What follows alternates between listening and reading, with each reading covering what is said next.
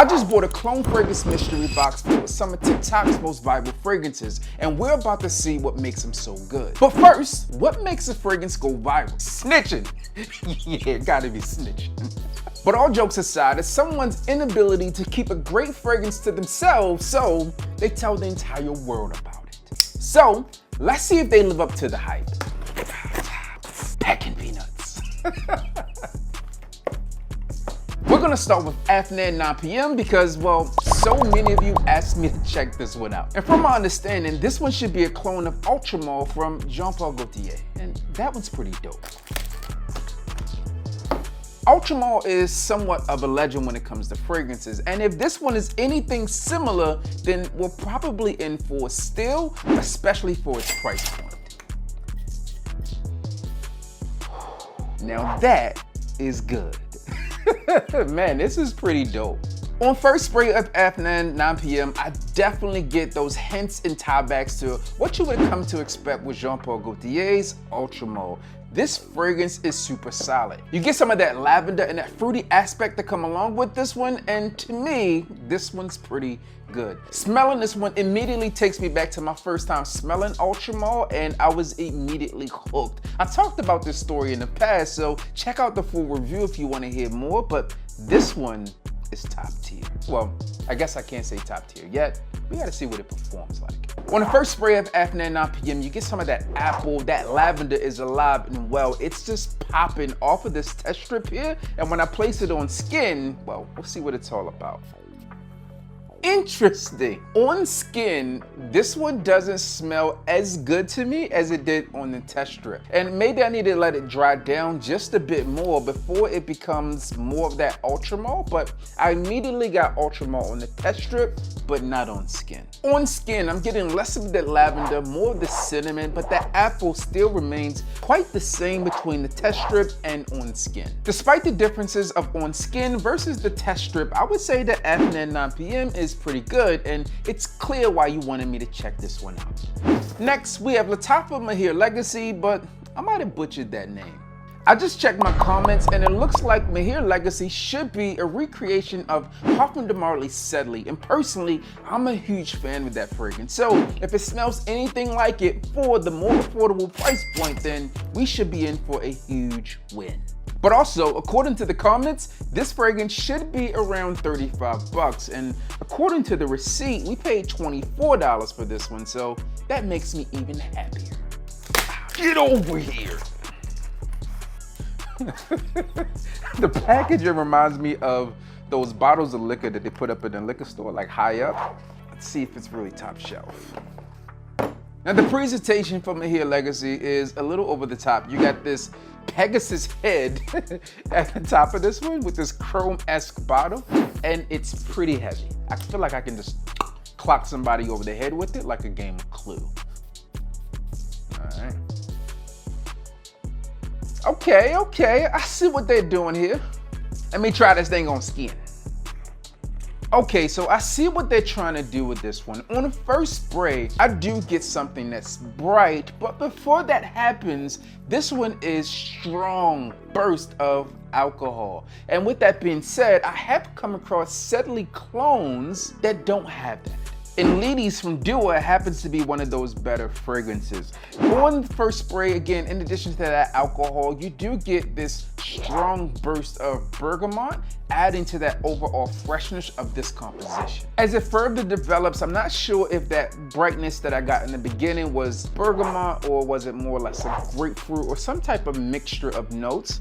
But the alcohol smell has gone away, and I must say I am extremely pleased. Now, I'm sure this is probably not what some of you want to hear when I talk about this fragrance, but I'm not getting Sedley overwhelmingly with this. What I do get is just a nice, fresh fragrance, and I guess I could see where people would tie it back to that, but there's a slight tinge of mint within this one, but I'm not getting anything that would be a contender for Sedley in my humble opinion.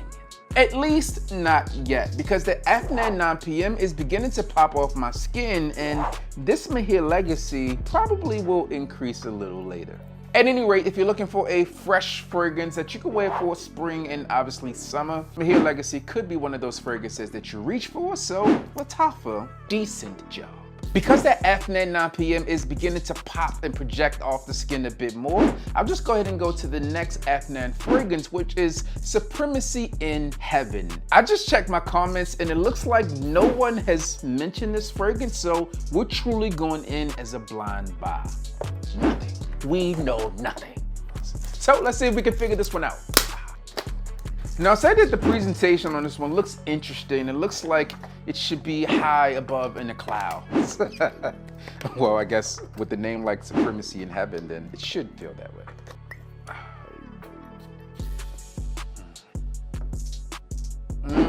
This is, wow, I like that. Okay, this one opens up really, really interesting. So this one opens up with a bit of bergamot, some orange in here. It's very fresh, inviting, and there's something slightly reminiscent in the backbone here, and I'm gonna give it some time to come to life. And yes, we did get a back bend, so no hiding. I think I know where they were trying to go with this one, but it's a little fruitier than you would experience there. But let me spray it on, see what it comes out like on skin. All right, so on skin, I'm still getting that bergamot. I'm still getting some of that orange here, but then there is a little bit of tea within this, or at least something that feels like it could be tea, but it's fruitier than you would expect. So what I'm gonna say is this one is making an attempt to be along the lines of maybe Creed Silver Mountain Water, but it does miss, like most Creed Silver Mountain Water, is that freshness. That inkiness isn't as, or the metallic nature isn't as vibrant in this as you would experience with Silver Mountain Water, but it does smell good. That said, I don't say that this is an exact clone. It's really hard for these companies to duplicate Silver Mountain Water. That's one of those fragrances that's really challenging, at least in my personal opinion. Green Irish Tweed, some companies do that extremely well. Aventus, a lot of companies do that extremely well, but it's rare that you come across companies that really get that direct hit on what Silver Mountain Water should be. And maybe I'm completely off on this, but it feels like it's trying to be Silver Mountain Water-esque in nature. You take the clone aspect out of it, I would say that this is a well-crafted fragrance, spring, summer, right on. Pretty much a fragrance that I would be comfortable wearing almost anywhere. This one's pretty dope, and one that it's probably gonna get in a rotation ASAP. Next, from Lattafa, we have another fragrance, and this one is Sublime by D Al Oud. Is it baddie or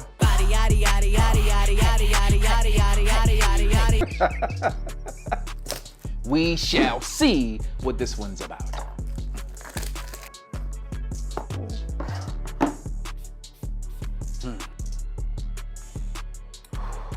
This is pretty damn good. Okay, man, this one is fruity. It has this mouth-watering effect to it, and I feel like I've smelled something similar to this. I mean, obviously coming from Lattafa, it's quite possible that I did. Oh, this is really, really good. In my opinion, this is probably the best one that we've smelled so far. This is yet another fragrance that kicks off strong with the note of apple. There's a lot of apple within this one. It's crisp, it's fresh. Oh, it's just pulling you back in. And there's some floral components to this one as well. The only other fragrance that I've smelled that had this type of feel to it was one that I immediately purchased, but I didn't purchase for myself. I purchased it for my wife, and from K. Ali, that one was Eden, and this might be it. With the name that I couldn't tell if it's baddie or baddie, because a woman would be a baddie. This is probably what this is said to be, but this is damn good. As this one continues to dry down, at least transition a bit, because we haven't reached the dry down point, I'm beginning to get more florals with this, which leads me to believe that this one might have been crafted for women. Maybe some rose, maybe a couple other white florals in this as well, but if it's some white florals, it's not a ton because it doesn't give me that old lady vibe. I'm gonna spray this one again. Fellas, If you like apple, you're into fruity fragrances, this is one that you would possibly pick up for yourself. Oh man, this is so mouth-watering. It almost has like this green apple lollipop like feel. Oh, this is so, so good. All right, so listen, this one's a win. Spring certified, summer certified, banger. Again, out of the fragrances that I've smelled so far, this is on first whiff the best. After that 9 p.m. though, it's starting to show its head over and over again. So that would be the second so far. Yeah, this one's really, really good. Who would I suggest this one for? Again, I think this one does lean a little bit more feminine, but if you're confident in yourself, you feel good about what the fragrances that you have and how people will perceive you, then I would be okay with wearing this one. Again, when I first came across the Eden fragrance from KLE, and I think that's the name of it, Eden, it's like a red bottle. We'll pop it up somewhere if it is. And that again reminds me more so of why this will be it. That one's red with hints of gold. This one's red with hints of gold, so it's probably along those lines. Either fragrance you really can't go wrong with. The only thing I would say is it doesn't last super long, and I'm not sure how this one's going to last in the long run, so we'll put this one to the side and check it out. But if you're looking for a fragrance for the special baddie in your life with a nice body, then that's one that you could probably grab for her. But if you just want something for yourself, it's a little bit different than the norm, then hey, why not go for it? I like Eden fragrance from KLE, and I think that's the name of it, Eden. It's like a red bottle. On to the next, and we have Kissm from Maison Alhambra. And I have never, maybe I do. I was about to say I've never smelled anything from this house before, but I see a buck at the top of this one, and I feel like I have another fragrance in my collection that has a buck at the top. Check it out. Presentation on this one does remind me of the Killian Liquors collection. So think apple brandy. The juice coloring on this one is similar to Angel Share. I hope we get another Angel Share clone because that would be wonderful. This fragrance has golden pops with a golden hue of color here. Maybe we'll get something that is a golden ticket to compliments. Okay. I am enjoying this fragrance. On first spray of Kissm Magic, I'm getting vanilla, I'm getting some honey here, and I am a gourmand guy. So when I get fragrances that have that coffee, vanilla, chocolate, cacao, things of that nature, and they are done well, I tend to like them. And this one I am digging so far. Again, so I said vanilla, I said some honey here, but don't think of like tobacco honey from Cologne. That's more of that realistic honey that's to die for. But this one here, not so much. You can tell that that's where they want to go with this fragrance, but the quality is not there for this. Not saying that this is supposed to be a recreation of that. I'm just thinking out loud. Pop this one again, see what we got some more of. Any other notes to kick off here?